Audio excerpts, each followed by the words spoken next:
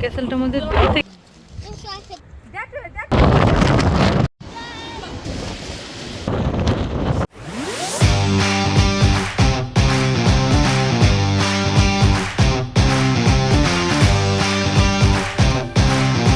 এখন আমি আপনাদের সাথে শেয়ার করছি আমাদের নর্দার্ন আইল্যান্ডে ডেলং এর ট্যুরের সেকেন্ড পার্টটা এবং আমাদের এখানে নিয়ে আসা হয়েছে বুশ মিলস ভিলেজে। তো এটা একটা বেসিক্যালি একটা ভিলেজ, বিশাল বড় একটা ভিলেজ, এবং এখানে হচ্ছে বুশ মিলস হুইস্কি কোম্পানিটা হচ্ছে এখান থেকেই শুরু হয়েছে এবং এই কোম্পানিটা 400 বছর পুরনো একটা কোম্পানি, আইরিশ হুইস্কি কোম্পানি আর কি, যেটা লাইসেন্স দেওয়া হয়েছে 1608 সালে এবং এই লাইসেন্সটা হচ্ছে সবচেয়ে পুরনো হুইস্কি কোম্পানির লাইসেন্সের মধ্যে পড়ে আর কি। আমি এখন আপনাদের নিয়ে আসছি হচ্ছে হুইস্কির জগতে। পুরো স্মেল পাচ্ছি আমি হুইস্কির। স্মেল পাচ্ছ সুমন? চলো এই যে এটা ব্যারেলগুলো দেখো, এই যে ব্যারেল।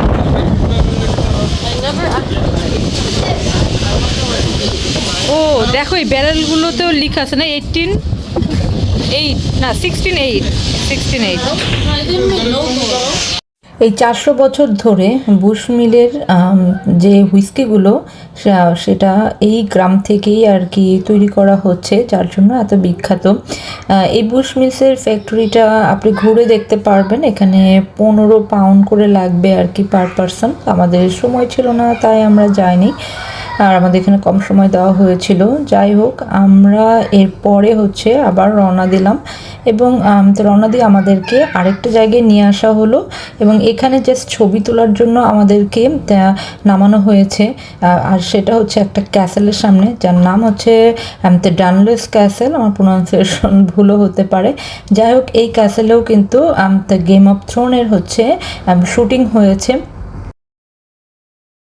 এখন আমরা আমাদের লাস্ট স্টপেজে আসছি, সেটা হচ্ছে জায়ান্টস কজওয়ে। সো এখানে আমাদের 2 ঘন্টা সময় দেওয়া হয়েছে, এই 2 ঘন্টার মধ্যে আমাদের ঘুরে আসতে হবে। সো আমরা এখন এটা হাইকিং করতে হবে নাকি সুমন? মাঠ পেরিয়ে একটু সামনের দিকে এসেই দেখলাম 2টা রোড চলে গিয়েছে, একটা হচ্ছে পাহাড়ের উপরে আরেকটা নিচের দিকে, এবং নিচেই তাকিয়ে দেখি যে ওখানে একটা অ্যাম্বুলেন্স এবং একটা বাস। অ্যাম্বুলেন্সটা রাখা হয়েছে, আসলে এখানে অনেক অ্যাক্সিডেন্ট হয় মনে হয় এই জন্য, বা হয়েছে এই জন্য রাখা হয়েছে। আর বাসটা হচ্ছে জায়ান্ট কজওয়েতে নিয়ে যাওয়ার বাস, যেহেতু অনেকে আছে যে পুরো পথটা হাঁটতে পারবে না, তাদের জন্য। বাসে গেলে হচ্ছে আমরা এই ভিউটা সুন্দর দেখতে পারবো না, এই জন্য ভাবতেছি বাসে না যে আমরা হেঁটেই যাই। তো যারা বাসে যেতে চায় তারা বাসেও যেতে পারবে। তো এখান থেকে ভিউটা অনেক সুন্দর, তো এই ভিউটা এনজয় করতে করতে আর কি হেঁটে আসার সময় আমরা বাসে চলে আসতে পারি, কারণ আসার সময় উঠতে কষ্ট হবে। এখন আমরা যেখানে যাচ্ছি তার নাম তো আগেই বলেছি, জায়ান্ট কজওয়ে। এই জায়ান্ট কজওয়েটা হচ্ছে নর্দার্ন আইল্যান্ডের একমাত্র ওয়ার্ল্ড হেরিটেজ, এবং এই জায়গাটা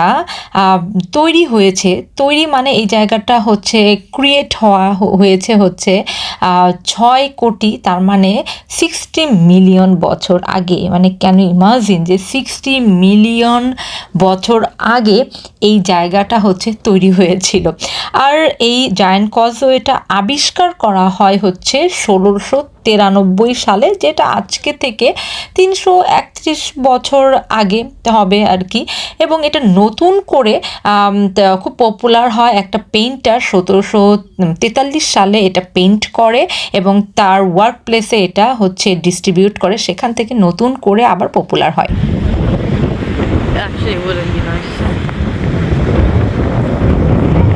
That rock looks like it's gonna fall at any moment.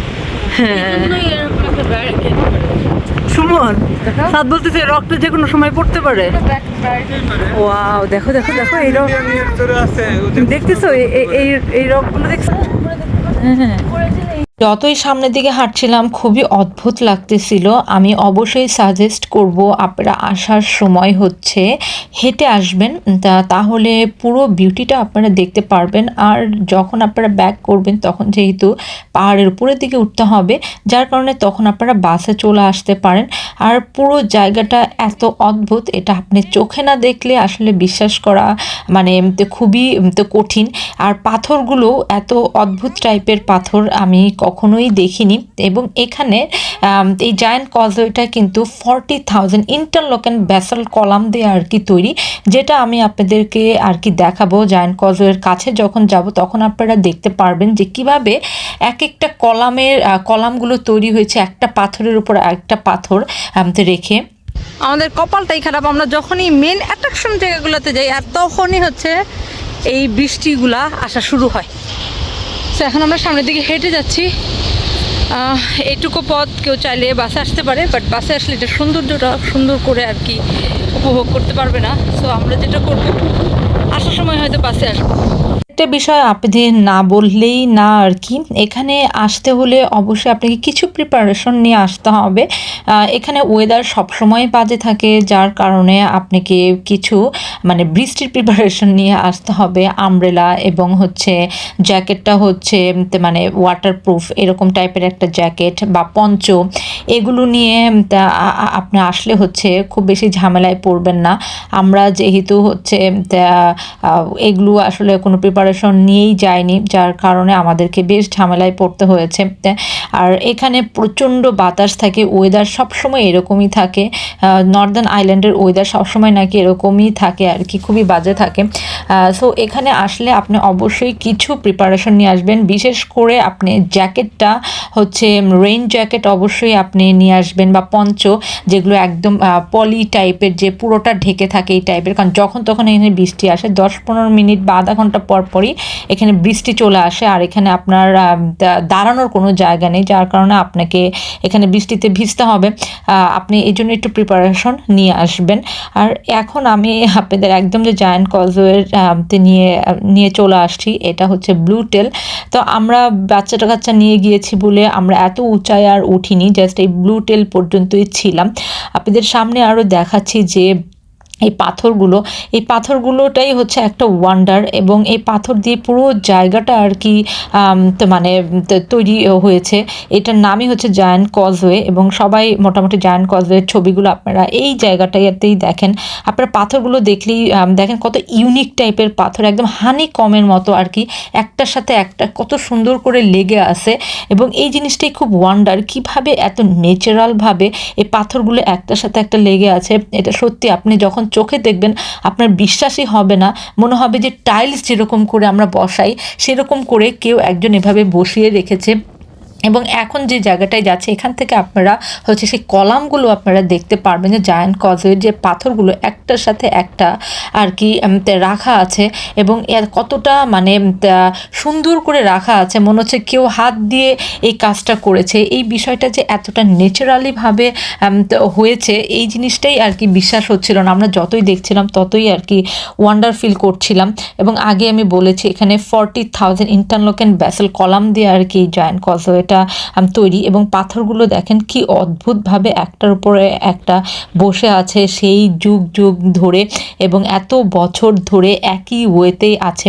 এই জায়ান্ট কজওয়েটা কিন্তু তৈরি হয়েছিল একটা ভলকানো থেকে, একটা নদী ছিল এটা। তো নদীর ভেতরে ভলকানো হওয়াতে সেইখানে আর কি বিভিন্ন ধরনের বিবর্তনের পরে আর কি এই জায়ান্ট কজওয়েটা আর এই পাথরগুলো এরকম করে তৈরি হয়েছে। আপনারা পাথরগুলো দেখলেই বুঝবেন যে এটা একটা ভলকানোর থেকে তৈরি, কারণ একদম ব্ল্যাক কালার পাথরগুলো।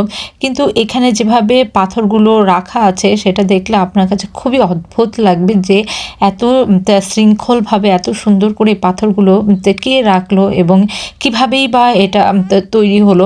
আপনার কাছে সত্যি খুবই অদ্ভুত একটা অনুভূতি হবে সেখানে গেলে।